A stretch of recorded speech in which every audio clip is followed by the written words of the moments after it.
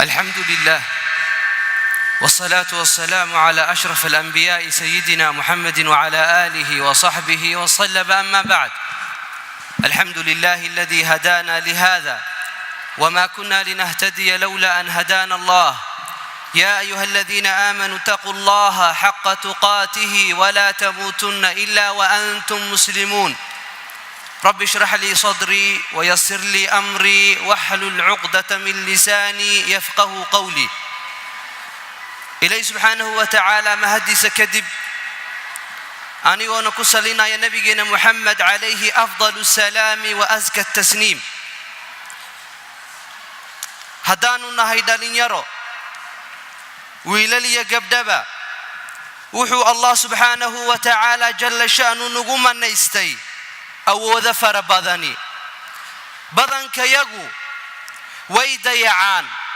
سيدا سيدرتيت سيدا وقفا إذا سنكرنا أودان عقليان واختيان يا عافمات كان وإلهي نقوم نيستي. وحان إسلام نقاشي دونا شيخنا الفاضل أدو ذكر نيسان شيخ محمود وكما قعدير أبو طلحة. وحان إلهي سبحانه وتعالى ما هدي سكدب ومهد علينا أنا كودن ضدكي اسكو سو دبرغي سو ددالي جهدي اسو قليي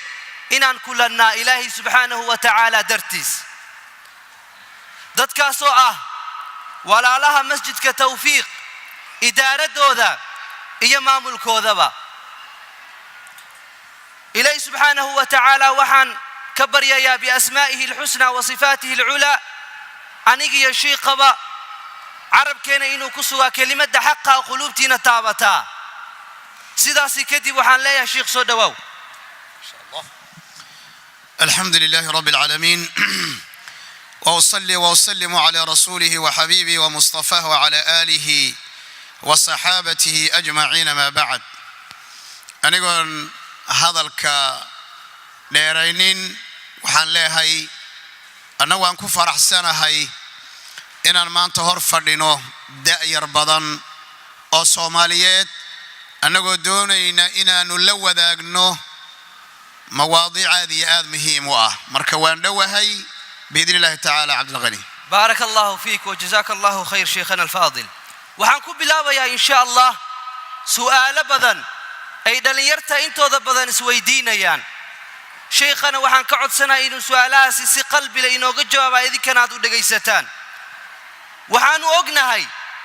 وحوال بسبب أي إليهين هذا وامحي أسبابتك أنت إن آنو كفا إذي سنا أودان. بارك الله فيك. الحمد لله. أما بعد، وحرم لين سؤال شو معنى هذا إن تهي محاكينا إن كفا إذا يسوينه أودان يضعه وحان شك كجر قف كستو إلهي أبوري وحو أبوري أجد إيا هدف إلهي عندنا عيار وما أبور سبحانه إنسان كان الله بكرامي.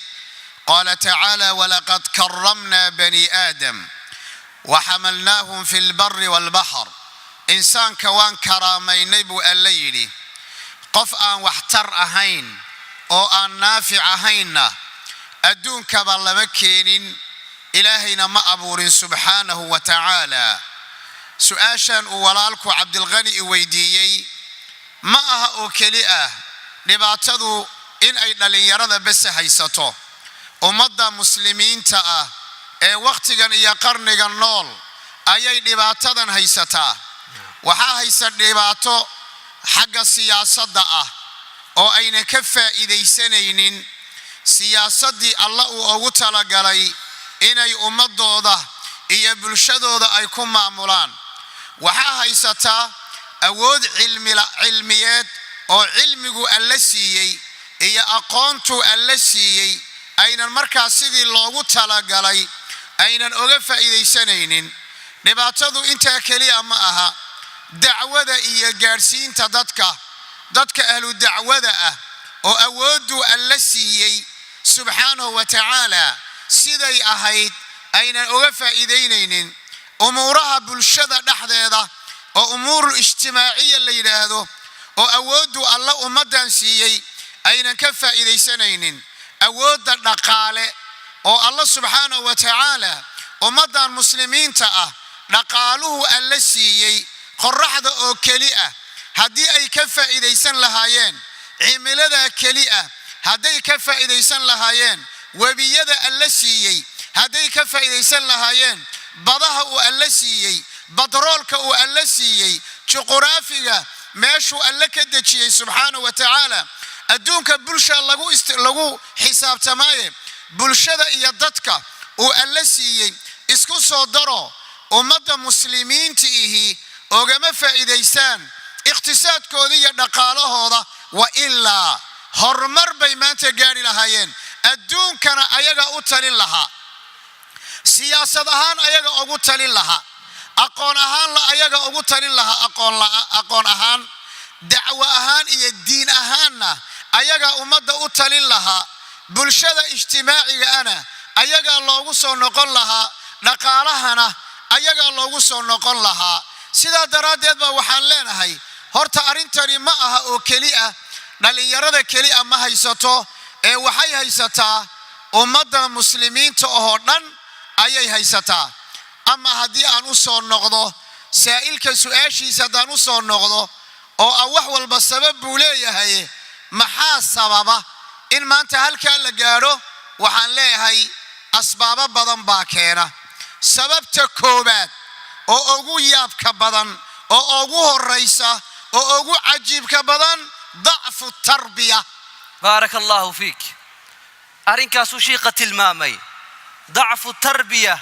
أيان دونيا إنا وحير كويديو سيدو تلمامي هديلا دونيا مجتمع واحتر له أود له اسكو كالسون وحالة دونيا إنا ويديو شيقة تربية حقيقة أو آن ربنو واته horta tarbiyada maxaanu nidhi suu tarbiya aw dacfu tarbiya ummadani waxay ku soo barbaari kartaa waxna ku noqon kartaa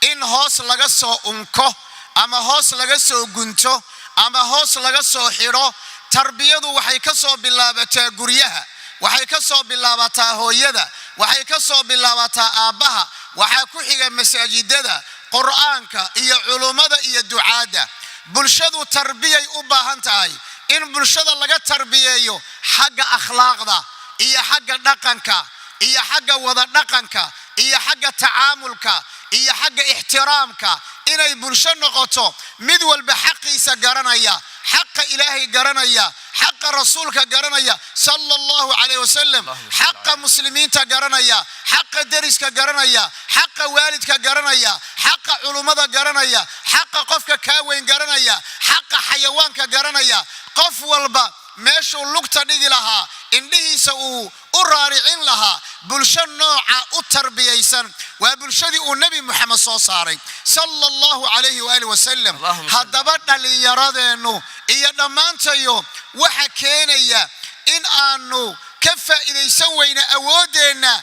barbaarideenna ayaa khariban qaabkaan u barbaarna ayaa khariban waa inaan tarbiyada dib ugu noqonno oon barbaarinta dib ugu noqonno oo hooyada iyo aabuhu iyo macallimiinta iyo mudarrisiintu ciday soo saarayaan waa inay dib ugu noqdaan ama su'aasha qaybteeda kale ah dariiqa ugu wanaagsan waa maxay waa dariiqi nabi muhammad sallallahu alayhi wasallam waa dariiqi abu bakr iyo umar waa dariiqa fahamka iyo aqoonta iyo xadaaradu marka lagu dhiso ay ka soo baxayso ummad garanaysa waxa lagu leeyahay ummad diidi karta waxa ayna xaq u lahayn ummad garan karta waxa hormarinaya ummad garan karta cadowgeeda garan karta ummad garan karta yaa ku soo duulay oo yaa Allah ummad garan karta in la noolaaday inay ku xidhan tahay ayaga tarbiyadooda aqeedadooda iyo mabaadi'dooda intaba haddaanu doonayna marka inaanu si sax u fikirno oo fikir xaqiiqo ah oo dhaba oo saxiixa haddaanu doonina ku fikirno waa inaanu aasaaska soo hagaajinaa waa inay ka soo bilowdaan meesha loogu talagalay tarbiyada inay ka soo bilaabato wajazakallahu khayran barakallahu fiik waxaanu ognahay qofka ama shakhsigu meesha uu ku nool yahay waxay ku yeelataa saameyn weyn oo waa dareemi kartaan arintaas ayaan waxaan doonayaa inaan sheekha ka weydiiyo saameynta weyn ay ku yeelan karta shakhsiga ama qofka meesha uu degan yahay bal wax inooga sheeg alxamdulillaah ama bacd cabdulqani aad baad u mahadsantahay waxaan dhihi karaa cudurrada ugu waaweyn iyo jirooyinka aadka u waaweyn ee daawadeedu ay aad u adag tahay waa inuu qofka da'da yar ee dhalinyaradii ihi uu ku barbaaro oo uu ku weynaado oo uu ku koro oo iskuul ku galo oo mid dhexe iyo mid hoose iyo mid sare ilaa jaamacad uu ku dhameeyo bi'o ama bulsho fasahaad ka samaysan subxaan allah bulshadu markii ay nooca tahay oo bulshada dhexdeeda waxa bulshada ka jira uu yahay dhulmi iyo xadgudub isdhac iyo dhiig la daadiyo ma u malaynaysaan ninka dhalinyarada Soomaaliya jooga ee meel walba arkaya maalin walba intaasoo arkaya dhiig daadanaysa tarbiya intee dhan buu qaadanaya ilaahay baa idinku dhaariyay midka arkaya maalin walba macsidii oo banaanka la keenay oo banaanka wax walba u yaalaan kufriga iyo gaalnimada iyo ilhaadka iyo diin la'aanta iyo saaxiibka xun iyo social media waxa maanta ka socda qofka markuu eego waxa shaki ku jirin inuu leeyahay barbaariyaal badan dad badan oo darsi siiya TV-ga darsi siinaya musalsalaadka darsi siinaya Facebook darsi ka qaadanaya Snapchat ku darsi ka qaadanaya wuxuu ka qaadanaya aalaadka la isticmaalo oo dhan macallimiin aan aqeedo aan toosan aan lahayn oo aan manhaj ku soconin ayuu wax ka qaadanaya marka la qurxiyo macsida markay la qurxiyo fasahaadka ninka dhalinyarada ah fasahaadkaas la qurux badnaanaya fasahaadkaas wuxuu la noqonaya wax wanaagsan buu la noqonaya waa midda keentay marka dhalinyaradeennu inay wax badan oo horumar ah ay sameyn kari waayaan maxay shahawaadkii ayaa meel walba daasan shubuhaadkii ayaa meel walba daasan shakigii ayaa meel walba yaala naftu waxay jeclayd ayaa meel walba yaala marka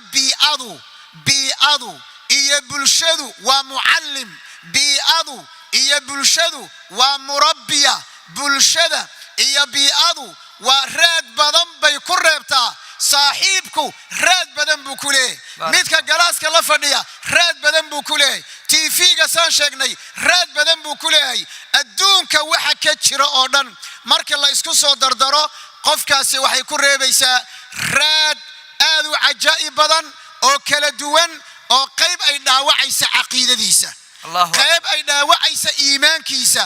qayb ay dhaawacaysa dadnimadiisa qayb ay dhaawacayso asaga jiritaankiisa Soomaalinimadiisa hatta qofku uu garan waayo intimahiisa yuu ka tirsan yahay muslim ma yahay mu'min ma yahay Soomaali ma yahay Arab ma yahay uu garan waayo maxaa yeelay bulsho biyo ka badan iyo dad ka badan ba way ku harqiyaan ayay Soomaalidu ku maamahda barakallahu fiik runaantii waxaan isleenahay waan isdhiibnay hadda laakiin muhiimadu maaha inaan isdhiibnaa oo aan isdayacnaa waxaan kale ku celin lahaa sheekha weydiin lahaa haddaba ma dhici kartaa in ay saameyn ku yeelataa awoodeena misna sidee lagu helaa bay'ad aan ku badbaadno misna waate أحسن الله إليك عبد الغني ما كويا لنا يسا أودينا نعم ويبكويا لطي وأنو أركينا هدان استاتيكس أهان حسابينو أو أن إحصائيات ديب أغن نقنو عرورة الصوماليات أو كليئة ودمدن لكيني ودمدن كل شيء مركان ديب أغن نقنو أو كليئة ميقا يا حبسك كجرته إيجا جواب ولا ليال ميقا يا حبسك كجرته سؤال لبعض ميقا يا أقونتي إيا وحبرشدي كدعضي سؤال صدحات ميقا يا صلاة إيا عباده أن وجه قدقين سؤال أفراد ميقا عقوق الوالدين oo labada waalid caaq ku noqday. Su'aal shanaad, meeqa ayaa gaangis iyo kooxa ku biiray oo meelaha taataagan? Nacam. Sidaa daraadeed bii'adu markay noocaa tahay raad badan bay ku yeelan adiga caqiidadaada, adiga aqoontaada iyo diintaada iyo dadnimadaada waxay ku yeelan. Ama maxaa looga bixi karaa? nin tuur leh tabu u seexdo asaga yaqaana ayay Soomaalidu ku baamaadaa. adiga ayaa caruurteena keenay bad intaan ku tuuray ayaa anagoon dabaal aqoonin baanu nidhi iyaaka an tabtalla bilmaa, iska ilaali inay jirkaaga biyo taabtaan. hal hada macquul? suurtagal ma tahay inaad qof intaad badda ku tuurto inaad dhahdo jirkaaga biyo ka ilaali? annagaana laga doonayaa ilmaheena markaanu garanno af libaax inay ku jiraan, markaanu garanno inay badda dhex fadhiyaan oo ayna dabaal aqoonin, markaasba labada isqabta ayaan ka bilaabayaa xalka uu Cabdiqani ii siiyey. koow uu weydiiyey labada isqabta ee caruurta dhashay waa inay u midoobaan, waa inay caruurtooda u midoobaan, madmadowga dhexdooda yaalla waa inay ka tagaan. xataa hadday isfureen labadooda meher baa isu keenay way kala tegi karaan, laakiin kuwan ay dhaleen labadooda laga beeray waa inay u midoobaan, waa inay la fadhiistaan, waa inay waqti siiyaan, meeshay joogaan waa inay gartaan, ayagaa keeneen waa inay gartaan, waa inay caqiidadooda ay ogaadaan, waa inay akhlaaqdooda toosiyaan, waa inay mabaadi'dooda toosan, waa inay ku xidhaan aakhara, waa inay ku xidhaan Allah, waa inay ku xidhaan qiyaamo, waa inay ku xidhaan inay dhimanayaan, waa inay baraan cizada iyo sharaftuna, sacaadada iyo guusha iyo liibaantana waa inay u sheegaan. taa haddii laga tago wadamo badan oo muslimiin ah ayaa lagu badbaadin karaa. cala alaqal fasax walba ayuutada aan gallo een guryaha ku dhisanno, intii caruurta ayuuta loo galo in fasax walba cala alaqal cumrada la geeyo. haddii cumro aad awood u weydo inaad geyso wadamada muslimiinta wadanka ugu dhow, adimada ay maqlayaan, muslimiinta ay arkayaan, cuntada xalaasha ah ayna weydiinaynin, wax badan baa caruurteenna ay ku talaalmayaan. nacam, waman yattaqi llaha yajcal lahu makhraja. قال تعالى ومن يتق الله يجعل له من أمره يسرا. قال تعالى إن تتقوا الله يجعل لكم فرقانا. هذا الله كبقضه والعرور هذا مسؤولية دوده، هذا الله كبقضه وحاول يا إلهي مخرج مكسينا. يا نعم بيئة وفساد، لكن حالد والظروف تاني لهي ظروف تاسد أقبح لهيدين لبدينا إسقبوا لبدينا إذن تعالى بارك الله لبدينا إذن تعالى مساجد للربائن الكعاويان، دعاء للربائن الكعاويان. لقيس صوماليي انت نمبا اسكو قبيلة، انت نمبا اسكو قيسة، انك اخينا تشرن انت نمبا صوبوقتا متكد انت نمبا صو آسنا متكد باتيسن انت نمبا اوغرغارنا انت نمبا اسكو قبيلة. عرورتنا ان امي دونو ماشي جوغانا ان ارقنو انتان بدا كودا قرنو نمان inaan badda dhexdeeda isku khilaafno oo aan hawada isku khilaafno oo nala kala celceliyo, innagana waraabaha uu naboobayo oo caruurteena boobayo oo innagana boobayo. arrintaasi waxay ku dhacdaa dad ayaan daran,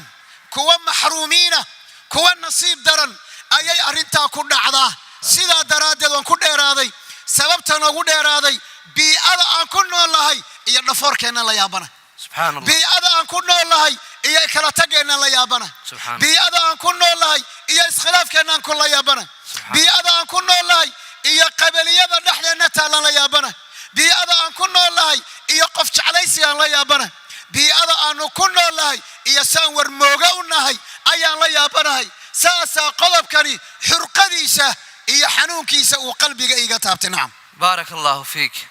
وادريمي كرتان ولا ليال. inta uu sheekha tilmaamay iyo in ka badan qoysas ha dhihin, bulsho ha dhihin, shakhsi ha dhihin, caruur ha dhihin, dhalinyaro ha dhihin, inteena ma la gilgishay laajli dhalika adduunka imtixaan ayaan u joognaa maadaama sheekha uu ku dheeraaday arrinkii hadda muhiimadaasna ay leedahay waxaan rabaa inaan su'aal kale weydiiyo su'aaluhu way fara badan yihiin isweydiintu way fara badan yihiin adduunya habeen iyo maalin ayaanu fikirnaa fikirkana aad iyo aad ayuu u fiican yahay inaan aakhiradeeni adduunkeena ka fikirnaa si fiican ayay u fiican tahay laajli dhalika nabigeena Muhammad sallallahu alayhi wa sallam waxaa la farayaa oo la amrayaa inuu yiri qul innama a'idukum biwahidah an taqumu lillahi mathna wa furada thumma tatafakkaru ilahi ayat kan wuxuu nagu tusinayaa kadhalika yubayyinu Allahu lakum al-ayati la'allakum tatafakkaruna fi ad-dunya wal akhirah adduunka dhibaatada u wada jeegno waa laga tagayaa oo waa laga dhimanayaa oo waa laga soconayaa laakiin su'aasha meesha taala ayaa waxay tahay waxaanu ognahay wax walba wuu barakooba oo wuxuu ku barakooba markii ilaahi subhanahu jalla sha'nu dartis loola jeeda sidaasi darteed su'aasha aan weydiinay ayaa waxay tahay sideen u saxnaa aan u hagaajinaa hadafkeena nololeed hadafkeena aan ku badbaadi lahayn adduuniya aakhira hadafkeena adduunka ilaahi subhanahu wa ta'ala nooga dhigi lahaa meel wanaagsan oo ilaahi subhanahu wa ta'ala ku caabudnaa oo raaxa iyo barwaaqo aan ku dareemnaa anako kaalmo weydiisanayno kama qaala ta'ala jalla sha'nu istaciinu bis-sabri was-salah sidaasi darteed sideen u hagaajinaa hadafkeena sheekhana al-faadil alxamdulillahi rabbil aalamiin ama ba'd su'aal walba way ka xoog badan tahay wayna ka culus tahay su'aasha ka dambaysa intaas oo su'aalo ana waa cudurradana haysta ee naga muuqda dhalinyaradeenna ka muuqda caalamkan waxaa la yidhahdaa caalamul maadda maanta waxaa qooqan sida awrta u qooqan joornaalada ku qoran tiifiyada lagaga sheekeeya waxa maanta qofka reer galbeedka ah waa lacag qofka reer galbeedka wuxuu caabudo waa lacag waxa uu caabudo waa shaqo maalinta uu shaqo helo oo lacag helo khamradiisu waa banaanka maalinta uu waayo shaqada maalintu waayana waxa weeyaan toddobaad ayuu iska soo tuuraa wad ogtihiin maqraatiyaad ka tidin badan oo kamida caruurteenu hamad madoobaadeen afrikaanna ha noqdeen soomaaliyana ha ka yimaadeen kii norwegia waa norweji weeyaan noosh ma dhahdaan waa noosh weeyaan kii deenisha waa deenish weeye adigu muuqaalkan buu ka yahay bini aadam bashara haddana afrikaan soomaali ah laakiin mentalitigiisu iyo caqligiisu iyo fikirkiisu waa nin reer galbeeda weeyaan dadku wax la cunay dadku wax la cabay dadku wax la bartay dadku la seexday dadku la safray dadku la soo noqday dadka uu wax la qoro dadka uu la sheekaysto dadka uu saaxiibada leeyahay manhajka loo dhigayo cashirada uu qaadanayaay afkaartoodii buu wataa laakiin waa wiilkaagii oo Soomaali ah muuqaal ahaan buu Soomaali u yahay mar hadduu arrinku noocaa yahay oo caalamka la yidhahdo caalamul maadda la yidhaahdo waxaa meesha ka maqan oo dhalinyaradeenna in badan oo ka maqan al-ikhlaas shay la yidhaahdo ikhlaas iyo hadafka adduunyada loo abuuray ee adduunyada loo keenay qofka wamaa khalaqtu al-jinna wal-insa illa liya'buduun nacam muxaadaro kala socotaan u malaynaya وما خلقت الجن والإنس إلا ليعبدون جن يا إنس وحكل أو ما أبورن إلا عبادة ما أهنه أيحسب الإنسان أن يترك سدى إنسانك ما وحكله أيان ما وحنو أبوري عيار ميانو أبوري ما يبوي الله سبحانه وتعالى سيدا درادات شيئا أذقبنا يسو وإن الإلهي درادي أولا جيدو كاسا ربنا دلي يردنا إنام برنو هذا دعوة كشقين يسو haddaad wax baranayso barashadaada waa inaad ku salayso lillah maxaad jaamacadda u dhiganaysaa oo maxaad caafimaadka u dhiganaysaa oo maxaad dhakhtarka u dhiganaysaa maxaa la yidhahdaa akoontiga u baranaysaa maxaad beeraha u baranaysaa inaad islaamka ku anfacdo si fiican u dhegaysta waxaad wax u baranaysaa inaad islaamka ku anfacdo waxaad wax u baranaysaa inaad reerkaaga iyo caruurtaada ku anfacdo, waxaad wax u baranaysaa inaad baryada bini aadamka kaga maaranto, waxaad wax u baranaysaa cifo iyo dhowrsoonaan. arrintaa weeye arrinta keentay dhallinyaradeennu inay awoodooda waxbarasho dhammeeyaan oyna xaqiijinin oo marka ay dhexda kaga tagaan. waxaan kaga baxayaa hadal qiimo badan oo uu yidhi taabici kabiir ah oo la yidhaahdo xasan albasriy raximahullah. wuxuu yidhi raxima allahu cabdan waqafa cinda hamihi fain kaana lilahi amdaa wain kaana ligayrihi ta'akhar. allaha u naxariisto qof waqafa cinda hami, istaagay ama ku istaagay waxa ku soo dhacay. wuxuu rabaa inuu ogaado waxa ku soo dhacay iyo wuxuu samaynayo. fain kaana lilahi amdaa, hadduu ilaahay dartii u samaynayo ajir ka helayo, cibaado ku gaadhayo, horay buu u soconayaa. wain kaana ligayrihi ta'akhar, hadduusan alla oola jeedinna halkaasuu kaga tegayaa. waxaan adkaynayaa aan leeyahay zamankan waxaa la yidhahdaa zamanulmaadda. dadku waxay adkeeyaan oy jecleeyihiin ama caabudaan waa adduunyo. reer galbeedka caruurteenna waxaan u baahannahay shay walbay qabanayaan inaanu barro in ilaahay loogu dhowaado oy cibaado tahay. hurdada ayaa cibaadaah, oo cuntada ayaa cibaadaah, oo waxbarashada ayaa cibaadaah, qur'aanka ayaa cibaadaah, salaada ayaa cibaadaah, waalidka oo loo baarnafala ayaa cibaadaah markaad oola jeedo lilah wa fi llahi subxaanahu wa tacaala. بارك الله فيك شيخنا الفاضل. دلنيراداني كونوا القربها مر هداني اسكولات آن آدنو بيئذها كونوا اللهي إليه سبحانه وتعالى هدفك إنو أبورين أي كلا دوينيهين. دلنيروي waxaad ogaataan iskuulka markaad aadaysid dhalinyaro ayaa isla wada nahay, isku meel ayaan wada joognaa. dugsiga sare sanadka labaad markaan dhiganayay arrin aan la kulmay baan doonayaa inaa idinla qaybsadee, bal fikira qalbigiinana ka shaqaysiiya. markaad fadhisaa dugsiga sare ama aad jaamacadda fadhisaa, waxa ku ag fadhiyo ama waa artist ama waa agnostic ama waa buddhism ama waa hinduism ama waa christian ama waa yude. wuxuu haystaa hadaf adiga kaa duwan. haddaadan ku dadaalin hadafkaaga fa wallahi alladhi laa ilaaha ghayruh, hadafkiisa ayaad la raacaysaa. oo aniga ayaaba arkayba dad badan, dhalinyaro badan asalkooda ay Soomaali yihiin, muslimiin yihiin, markaan ardayda isla wada nahay ay arkayaan dadkaasi diimaha kala duwan haystaan, diintoodana ay garanaynin, waxaa u fududaanaysaa diinta kale inay ku hamiyaan. maxaa yeelay waxaad la fadhisaa sidaan sheegay mid artisti ah oo ilaahayba garanaynin, mid agnostic ah oo markaa su-aal weydiiso I don't know uu ku leeyahay maba garanayo wax. waxaad la ag fadhisaa mid sanab caabuda, waxaad la ag fadhisaa dad ilaahyo badan sida buddhismiga ilaahyo badan bay aaminaan. hadafkeenin wuxuu yahay siduu sheekha sheegay inaan ilaahay kale caabudnaa. caabuditaankaas ayaana loo abuuray. arrinku hadday sidaas tahay noloshaani waxay u baahan tahay inaan hagnaa. sidaan ognahay darawalku waxa uu steerinka u hayaa waa in uu toosiyaa gaariga.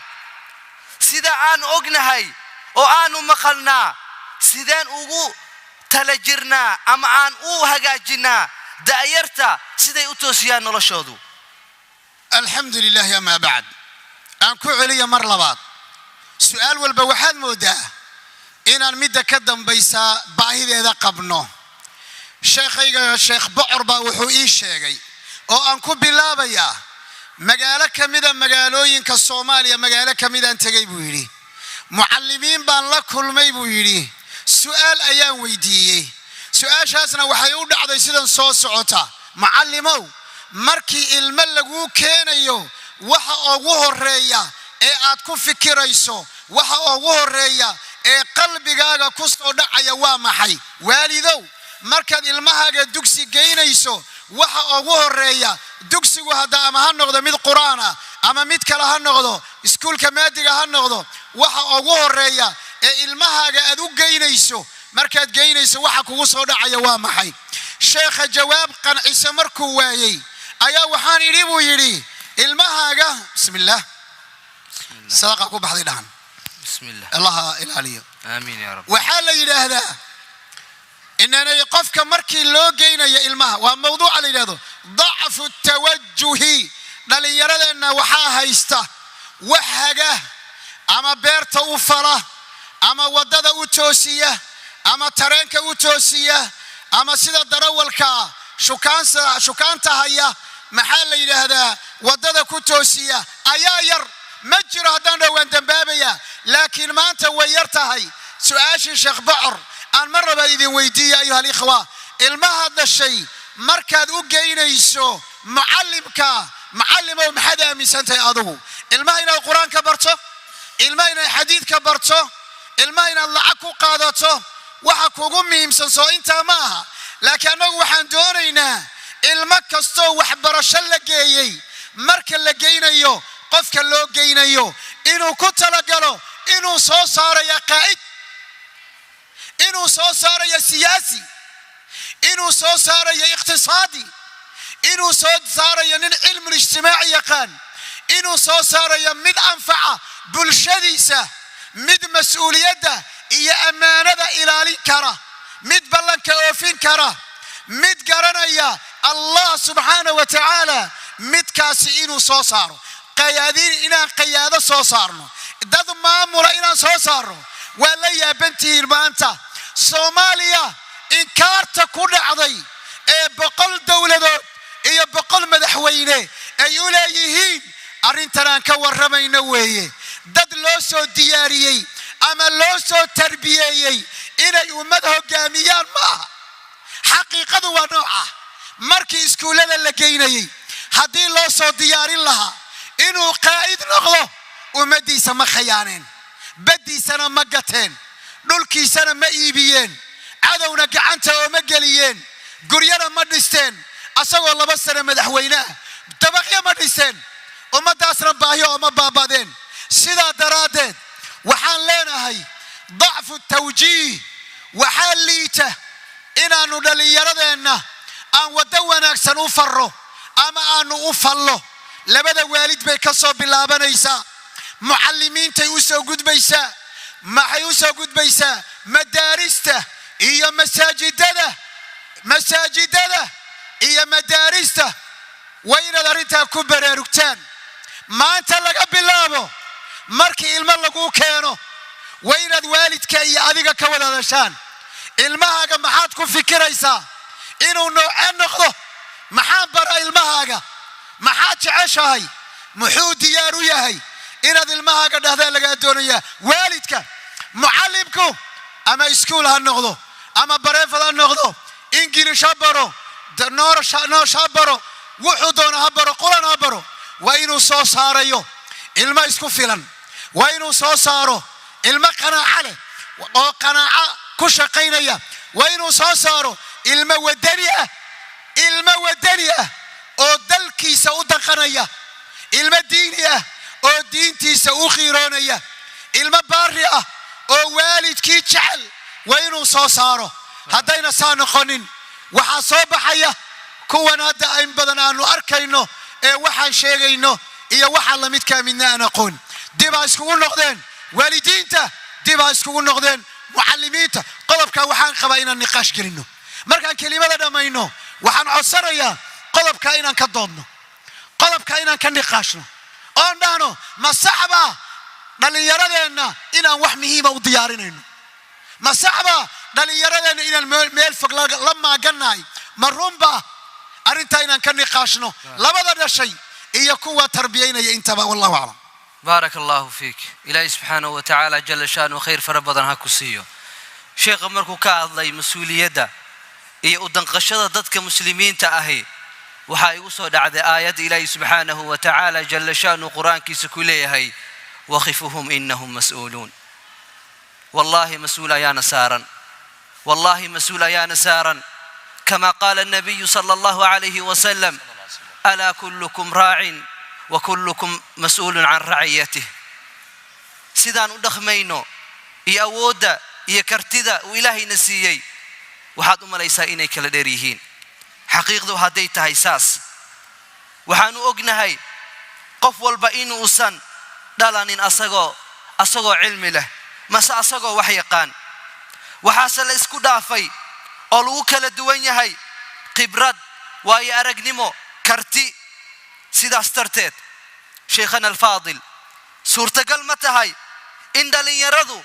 ay ka maqan yihiin arrimahaasi kalsoonidii iyo khibradii iyo waayo aragnimadii misleedahay sheekhana alfaadil ولا شك في ذلك والله أخرجكم من بطون أمهاتكم لا تعلمون شيئا وجعل لكم السمع والأبصار والأفئدة رب العزة وحليهي قفل بوحود الشيء هو يدي رحم كذا وكسو بحي أسقوا وحبك جرنين الله وحو نقول ركب حواس نقول وحكم مقلو إن أنه وحكو أرقنا إيا قلبي أن وحكو ويلينو سيدا دراد المجيرو قف أسقوا أقول لنا شو أدوية ذا يميت سيدو شيخي الأخ عبد الغني وحيري وحال اسكونا في خبرته ها دليران وحيو باين إنay dadka ka waaweyn waayaan darida maanta jirta qof ka weynba ee ka hor dhashay ee 50 sano ka weyn inay kugu adkaato maanta inta la fariisato inaad aqli ka qaadato aad cilmi ka qaadato waayo aragnimo aad ka qaadato arintaasi soo ma ogidiina dhalinyaradeena xisaab ugu ma jirto naam quraanka dad akhridaan نبي محمد صلى الله عليه وسلم أيا لوجا شكينا يا نبي نوح يا قوم كيسي وحيد أحمري نبي آدم يسير الله أبوري نبي إدريس يسير وها نبي الله إبراهيم نبي الله موسى نبي الله عيسى محا نبي قال لوجا شكينا يا عليه الصلاة والسلام وخبرت يا أقان نبي قال الله حسينا يو أولا لا هي محوغا مدي بدريميسا فاصبر كما صبر أولو العزم من الرسل هرتابا لدبي كوكا هريبا لدبي وضدا إلى المرتين لغا دونيا نباتدا نهيشتا إن اللي يردين كموقتا إن دبنع كوكيني كرتا وإن نددكي كواوينا أقوم تضيع علمي قوضا هذا ندد اللي يرد السؤال ويديو وكما ويل كميشا فديا إيا قبدا ميشا فديا إيه على الأقل كم من قوريي أما كسو قوريي أما كبرتي لبضي دا شيء نولا شوضا سيدكو سوكرتي هويو سيدكو سويناتي هويو نبكا محادكو حلسي هويو أبا حاجات سومرتي محاد الدنيا سومرتي عرب الويدية نالي يردنا عاوة واكوا نور فنيا بل قبلها إن ويدية إسكدا نين كوينو أبوانا أو قبياء إسكدا نين شيخة أو عالمة إسكدا نين أقاسة أو محالي لذا وحبة ذيقان إسكدا نين بيع مشترية لكن الدنيا مركا يقى شعرينتو أدبرو نقانا إنانو الدنيا ذا كلا تشرنا إن بدنا كامل وحان مركا ولا شيء ذا وحانو بأنا خبرات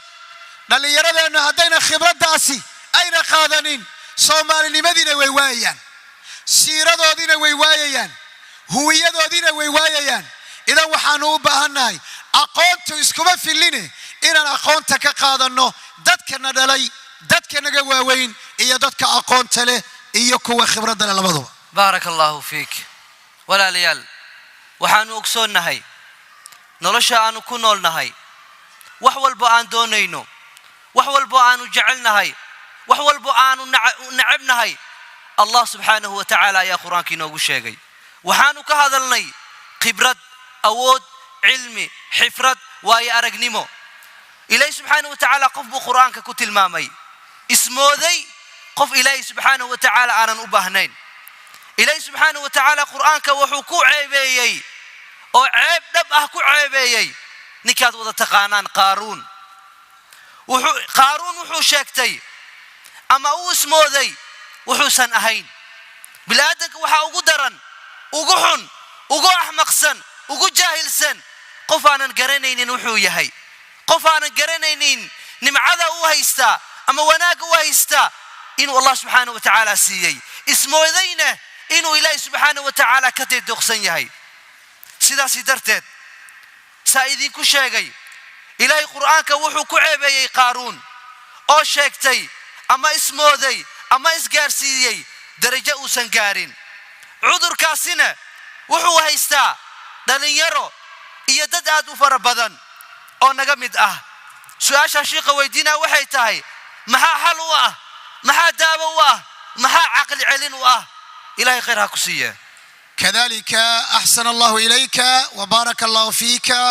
وجزاك الله خيرا وسؤال علوس آذوين سؤال وحاكيني أرنكو سابسن نحقل أن اللي يرد نحقل لي أو أن لا شيء سني أو أن لو أغاني نينك اللي يرد غير قلباتك كنول إنو موذي إنو أصاقو إسكو فيليه حتى وحو موذي هو يدي يا أبيه إنو سنقوبانين إسكدا وحكاله مسكينك waxaa ka maqan inuu xanuunsan karo wiil yar baan xusuustaa aabihii iyo hooyadii ayuu aad u dhibay waa habeen barkii buu imaadaa iyo waqti dambe markii dambe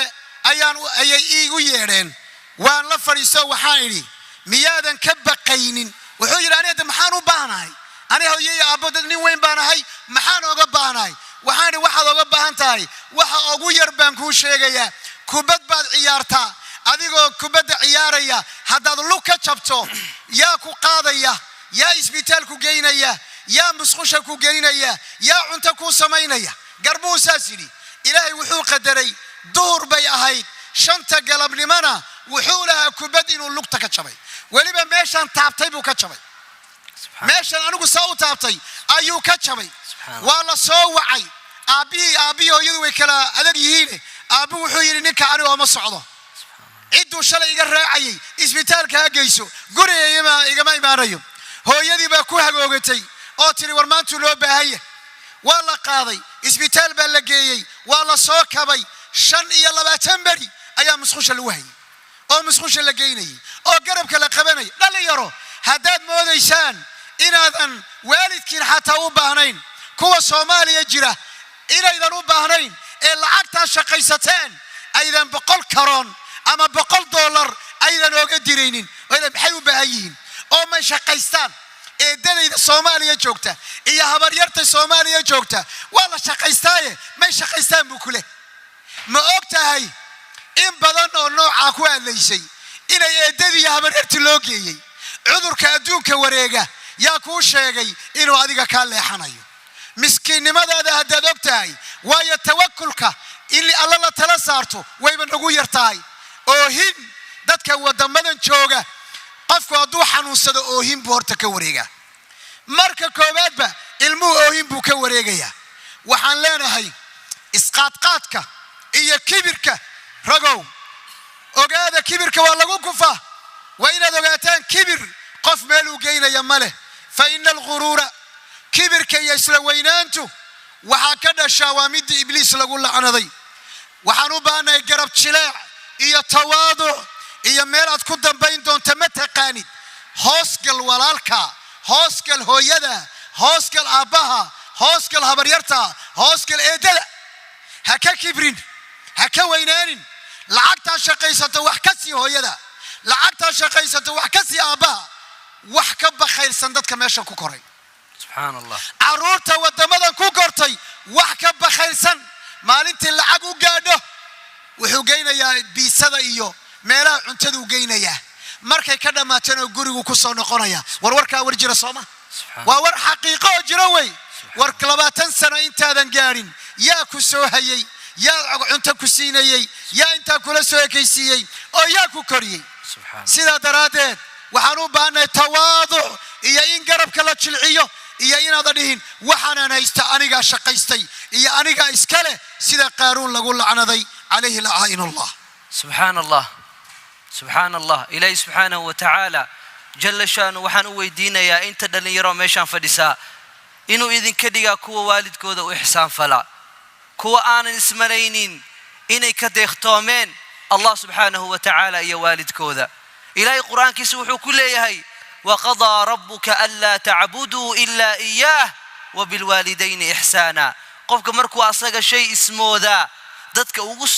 soo dhow ayuu marka hore iska durjiyaa wuxuu u maleeyaa inuu ka deeqdoosan yahay sidoo sheekha sheegay mar haday wax kugu dhacaan ama cudur kugu dhaco ama meel ku xanuunto dadka uu ordayso waa hooyo mase waa aabe mase waa eedo mase waa adeer ayaan anoo dhalinyaro la fadhiya oo dhalinyaradii weydiinaya adeero iyo habaryar iyo ayeeye iyo qof garan waaye ayaaba waayayba markaan weydiiyey Swedish waxay ugu leeyihiin vobitider ayeeyo vobitider habaryar vobitider eedo vobitider markaasaan niyada waxaan iska dhahay dhalinyaroy ilaalshada magacyadu Ilaahay idin siiyay hana ilaawina sababtii la idin abuuray mar haday ilaaween hooyadood mar haday ilaaween eedadood mar haday ilaaween habaryartood yaadan wah intay u socdaan fa ayna tadhabuun intay u socdaan intay aadayaan aritas ayaana dhaxtaala walaalayaal aritas iyadoo ayaa waxaan xog ogaal u ahay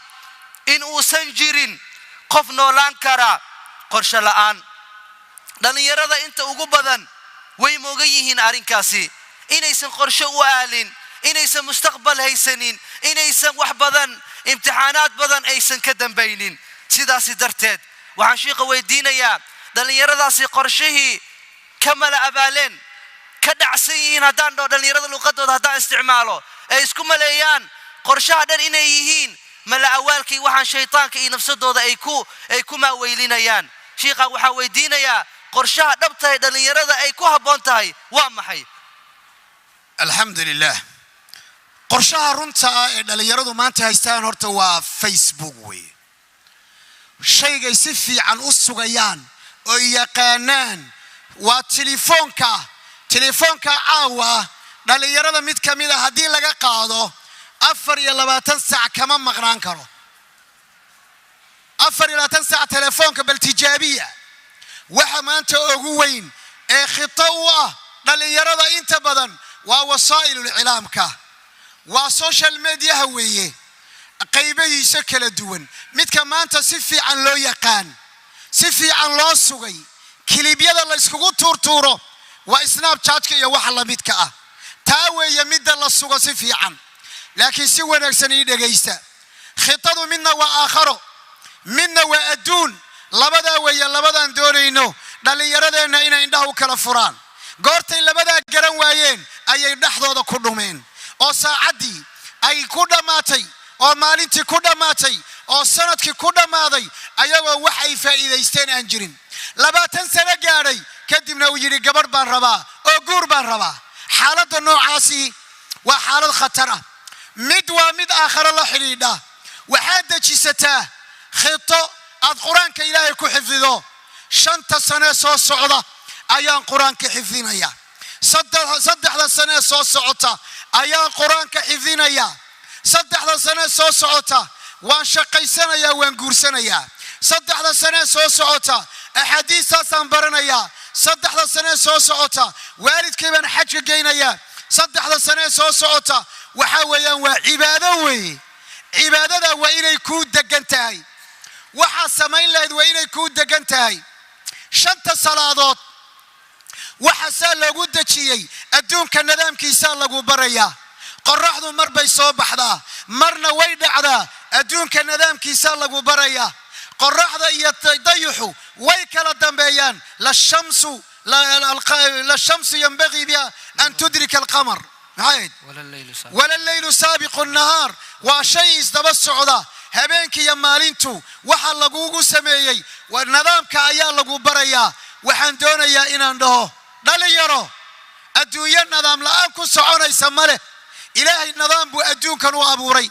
qaab loo noolaado Allah u abuuray habeenkii waa ina seexata maalintii waa ina shaqaysata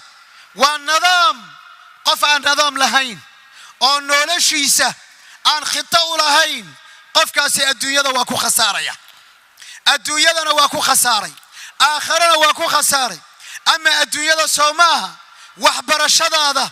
iyo tarbiyadaada iyo baarinimadaada iyo ihsaankaaga iyo sadaqadaada iyo xoolahaaga waa inay ku tartiibsan yihiin waxaan ku soo gabagabaynayaa qodobka asaga ah qofka aan nidaam lahayn waqtiga ku dhaca waqtigaana ka dhuma saacada ayaana ku dhawaaqda waa inaan waqtigeena ilaalino biidnillahi tabaaraka wa tacaala barakallahu fiik wa jazakallahu khayr shaykhana al-fadil runahanti qofka ay qorshihiisa nololeedii ka qarsoonta ama ka qaloocmata ama uu geesmara waxaad ogtihiin inuu gacanta u galayo shaytaan mar hadduu gacanta u galane noloshiisa waxay noqonaysaa nolol gabgab ah, nolol ku salaysan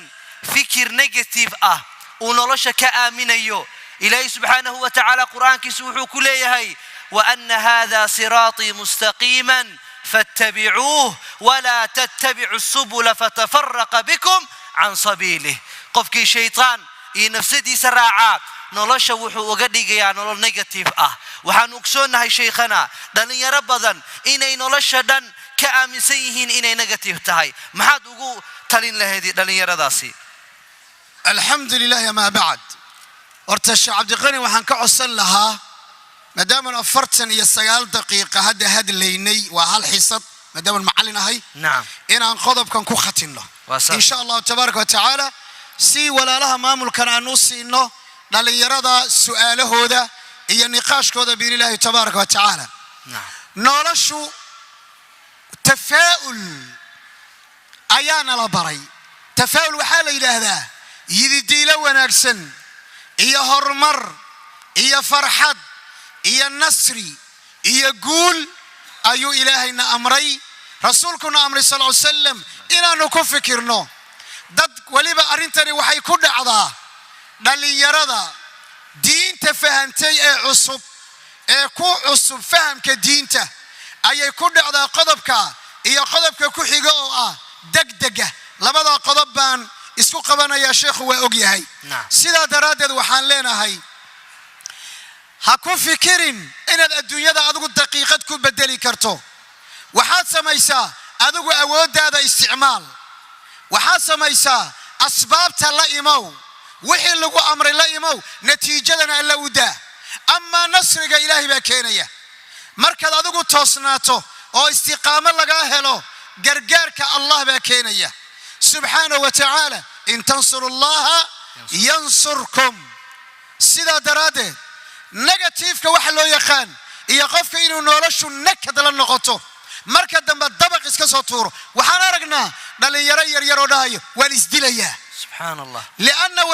waxa ka soo xidhmay asaga agtiisa raxmadda ilaahay iyo naxariista ilaahay. qaala jalla wa ala qul